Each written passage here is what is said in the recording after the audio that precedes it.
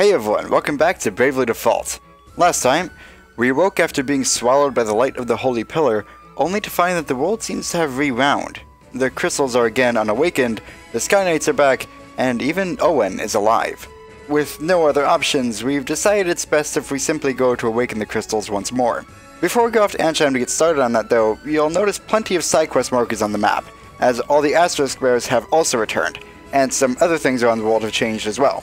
So today, we're going to go over everything that's changed here in Caldisla, starting with enemies and any available genomes in the region.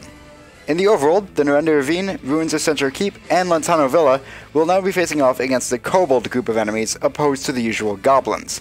The standard Kobold uses Brave Robber, the best name for any attack, to steal BP from your party, as well as Withering Silence to silence them. Withering Silence is also a genome you can obtain with Vampire. You can also steal a Cross Axe from them, which deals plus 50% damage to demon enemies, and that can also be bought in Eternia if you really want more of them. The Kobold Slasher uses Shield Bash to inflict paralysis and can take hits for its allies with Obstruct. Additionally, you can steal Ice Flame shields from them, and I'd highly recommend you steal enough for your entire party to equip. All the Kobold Archer really does is use Double Shot to hit multiple party members. From all of these, you can steal Beast Livers, which are a fantastic combining material in conjunction with Dragon Fangs. They also drop them when defeated in battle. In the overworld exclusively, you can also find the Spectre, who can use Death Clutch to inflict doom, killing the affected in 5 turns, and Curse to lower the physical attack and defense of a target. If you didn't get the Curse genome in Chapter 4, you can get it here from the Spectre. In the city of Caldisla itself, at the armory, there is one new weapon, the Claymore, a fantastic sword that we also stole from Brave in Chapter 4.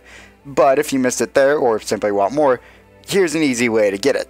And while we're going over new stuff in shops, let's talk about Grand Ship as well. Technically, this would fit into the Eisen region, but since we have access to it now, here it is. At the magic store, you can finally find level 6 white, black, and time magic. For white magic, there's Kiraga, the best healing magic, Arise, which brings a character back from death with full health, and Holy, our first and only bit of light magic. On the dark magic side, there's Dark, which is dark magic, Kill, which can instantly kill weak targets, essentially letting you breeze through weaker encounters in the world, and Death, which can instantly kill a single target, though in my experience this rarely works. Finally, time magic slot spells are Graviga, dealing 3/4 of a target's max HP, Re-Raise, which automatically raises a party member if they're KO'd, note that you still have to heal them afterwards though, and finally Meteor, which is a non-elemental attack that hits 4 times randomly. At the weapon shop, you can also find the Heavy Axe, which, while being incredibly inaccurate, is a very powerful axe. With that out of the way, we can now go to the Southwestern Lake once again to face off against Holly White and Barris Lair. The job setup we're going with is this. Tiz is a knight, just so he can get experience on it, as well as medication for giant's drafts and attack items. Agnes is a time mage, just for experience, with sub-white magic so she can heal. Ringabel is a dark knight, experience with sub-thief, and Adia is a sword master, so she can work towards free lunch, and she also has sub-vampirism for genome attacks.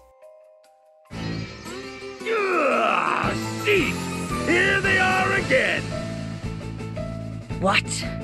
They've already beaten us to a pulp, and now they're back for seconds? Those snotty-nosed brats. They look innocent enough, but what a mean streak! They'd give you a run for your money, Holly! Watch your mouth, meathead. Would you like a boot to the face? Oh, perfect. They brought more friends with them this time.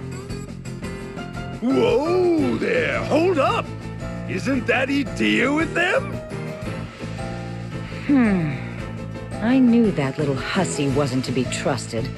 Huh. The Templar's daughter, of all people. Hey, Adia! What's this all about? Have you gone and stabbed us in the back? Whoa! Turn the volume down! I haven't been this riled up since this morning! Ah, well, time for round 2! Something's got them real mad! If you've come to finish the job you started, you're in for a surprise. You forget, I am a skilled white mage. Ha! I have already healed our wounds completely. Never underestimate your elders.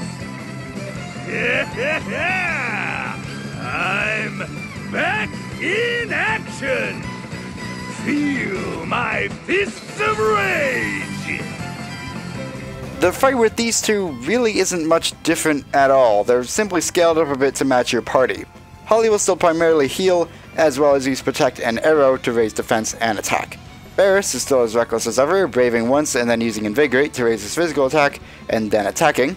When he's near death, Invigorate will begin to fail and damage everyone in the party.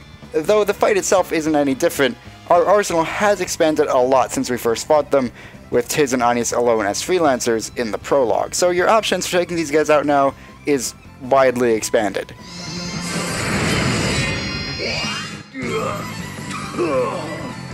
I guess this is the end of the line. These muscles of steel failed me.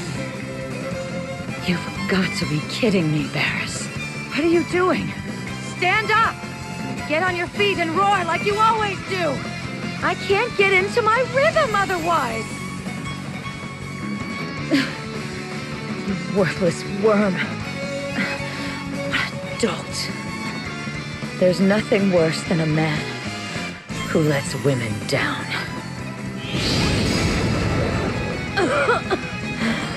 How could you do this to your elder? What cruel brats. All that showing off.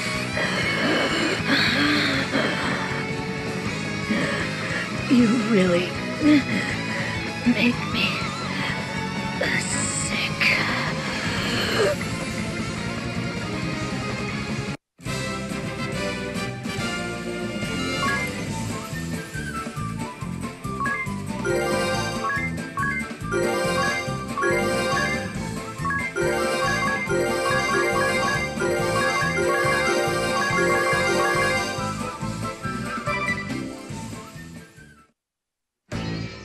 They seemed different from last time.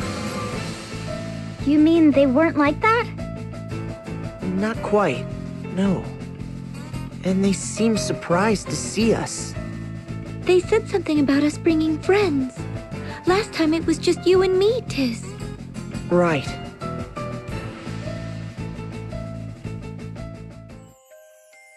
Who has changed? Now I understand. Understand what, Adia? Holly and Barris must have run into us a short while ago. Huh? Us? Ah, I see what you mean. That would explain their reaction. They met the versions of us from this world? Now I am truly confused. Come to think of it, I got a completely different impression of those two than the first time we met them. You mean their hearts weren't black?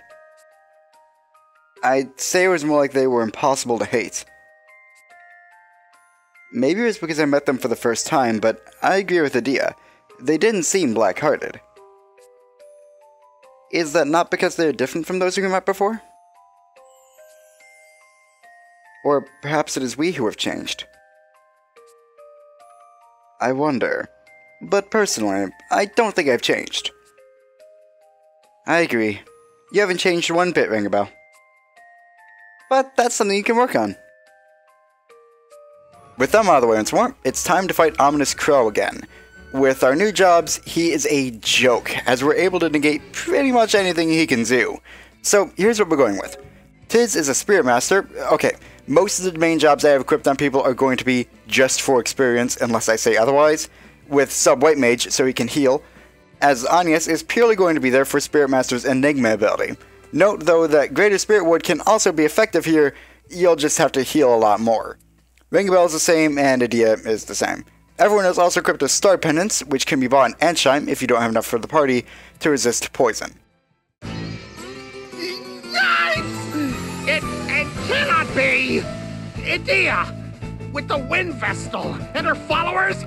No, That can't be right. Impossible! What are you talking about?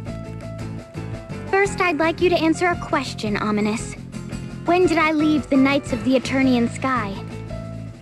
Ah! She speaks! I must be hearing things, that's it! Black Mage. Ominous Crow. Get a grip. Be quiet! Don't talk to me! You can't be real, so leave me alone! I know what to do. I'll just incinerate your soul till nothing is left!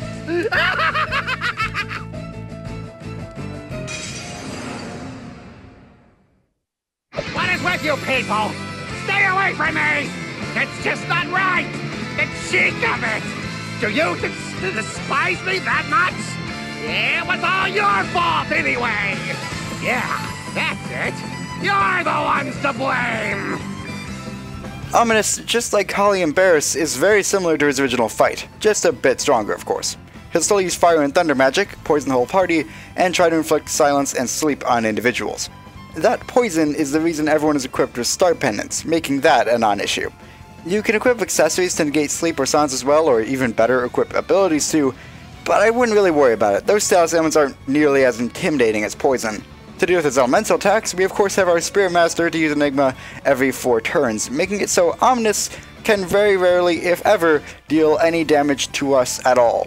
Besides that, Spirit Master just bring damage dealers and maybe a Vampire's White Wind or a dedicated White Mage just for emergency healing, and Ominous should go down without a problem. Quick note though, you can steal a Wizard's Rod from Ominous here, which, while not as good as our Poison Rod, is still a great rod in its own right. And interestingly, upon his defeat, he'll drop Issei no Kami, the katana that Edea started with when we first met her. I did nothing wrong.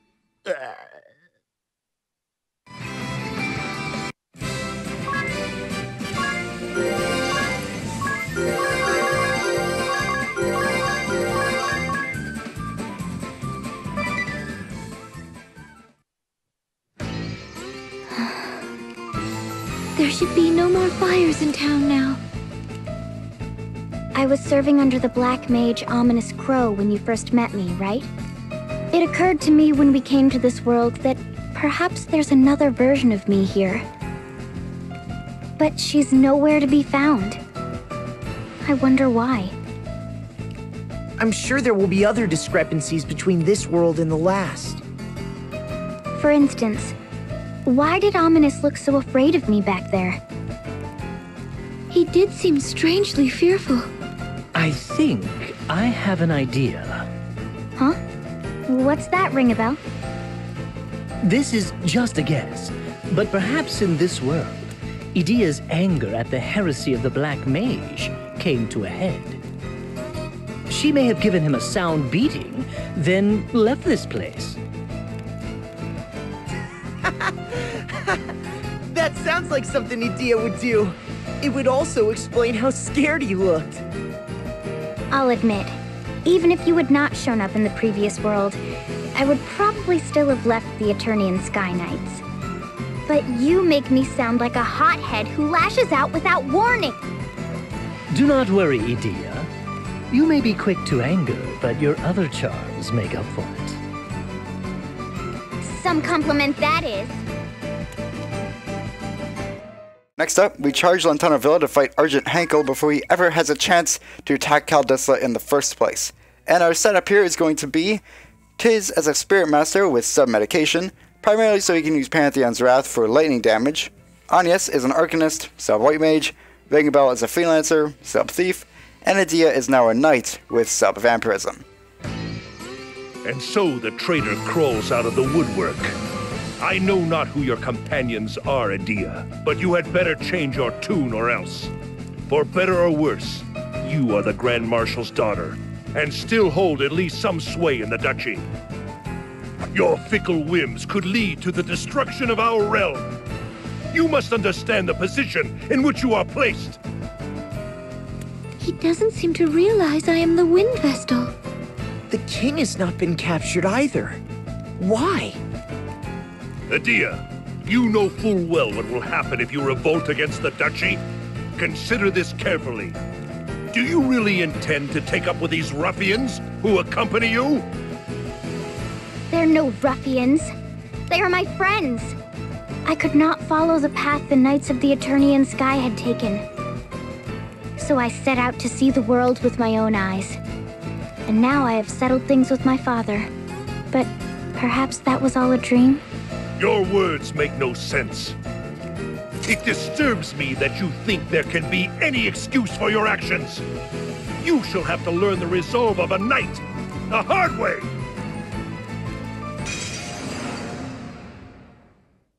Your father judged you to have come of age. That is why he assigned you to the Eternian Sky Knights. But you throw it back in his face. For shame. Just like before, Henkel starts with 2 Sky Archers, and everything else about Henkel is also just like before. You may be noticing a trend here. Before anything, you can steal an Ice Flame shield from Henkel in this fight, though that doesn't really matter much at all, since you can also steal it from the common Kobold Slasher. Those Sky Archers can easily be wiped out by any multi-target lightning attack, and it's best to do so before they can poison your party at all. You'll need to use a multi-hit attack because otherwise Henkel will guard them from all damage.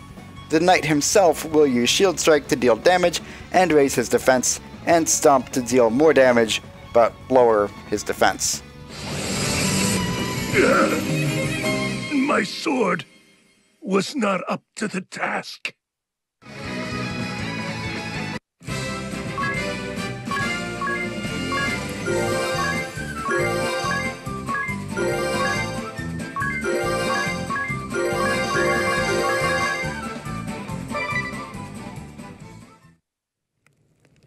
I am sorry, Lord Marshal. I could not stop your daughter.